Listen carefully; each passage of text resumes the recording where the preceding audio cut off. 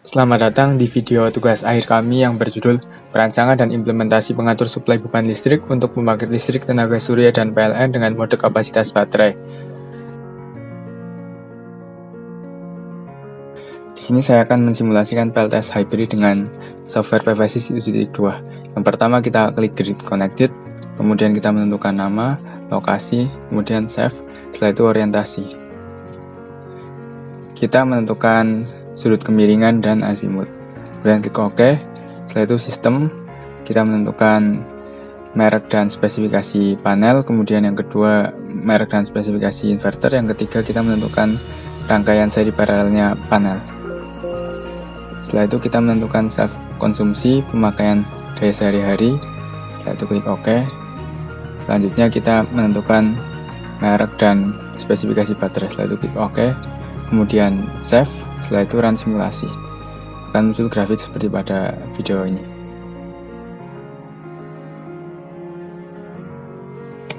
Selanjutnya kita melakukan analisis ekonomi menggunakan software screen. Yang pertama kita menentukan lokasi penelitian, yaitu di salah satu rumah di Budak Payung, Kota Semarang. Kemudian muncul data berikut ini. Setelah itu klik biaya, isikan nama barang, jumlah dan harga dari barang yang akan kita beli. Kemudian mengisikan biaya penghematan dari barang yang kita beli. Kemudian klik keuangan, kita isikan tingkat inflasi, tarif diskonto, dan masa proyek. Maka akan muncul data sebagai berikut.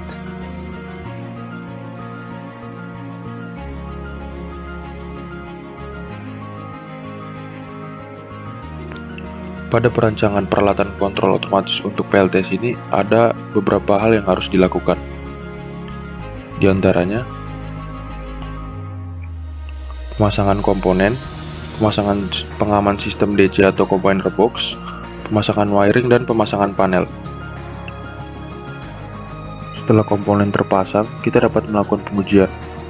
Pengujian yang pertama yaitu pengujian kontrol otomatis dengan kapasitas baterai. Pengujian ini dilakukan untuk melihat apakah rangkaian dan kontrol otomatis yang dibuat telah bekerja dengan baik. Pada rangkaian ATS ini menggunakan dua sumber listrik, yaitu panel surya sebagai sumber utama dan PLN. Panel surya akan memberikan suplai energi listrik kepada beban selama kapasitas baterai masih di atas 24,2 volt sesuai dengan settingan low voltage disconnect atau LVD. Ketika tegangan baterai di bawah 24,2 volt, hubungan saklar ke inverter akan diputus oleh relay SSR dan secara otomatis suplai energi listrik akan berpindah ke PLN.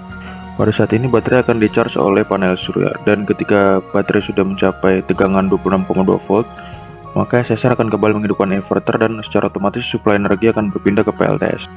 Dapat kita lihat dari pengujian ini, suplai energi listrik diberikan oleh PLTS karena tegangan baterai masih di atas 24,2 volt.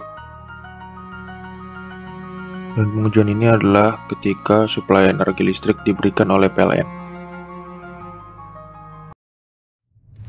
Bisa dilihat berikut adalah sistem PV tanpa menggunakan MPPT. Sistem ini terdiri dari panel surya, bus converter, inverter, dan beban. Untuk input dari bus converter itu saya menggunakan sinyal PWM dengan duty cycle sebesar 80%. Untuk panel suryanya, saya menggunakan 6 panel surya, dengan satu panel surya itu memiliki daya sebesar 120 watt dengan FMP sebesar 18,2 volt dan IMP sebesar 6,67 ampere.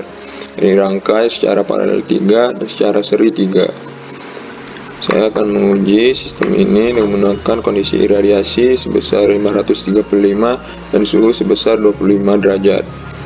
Dapat dilihat hasilnya, yaitu panel surya mampu menghasilkan daya sebesar 342,6 watt. Sedangkan untuk sistem panel surya dengan menggunakan MPPT, input dari bus converter berasal dari duty cycle yang telah diolah oleh algoritma MPPT. Dengan kondisi iradiasi dan suhu yang sama, panel surya dengan menggunakan MPPT mampu menghasilkan daya sebesar 574,9 watt. Dengan ini membuktikan bahwa dengan MPPT, panel surya mampu menghasilkan daya yang lebih maksimum. Sekian dari saya, terima kasih.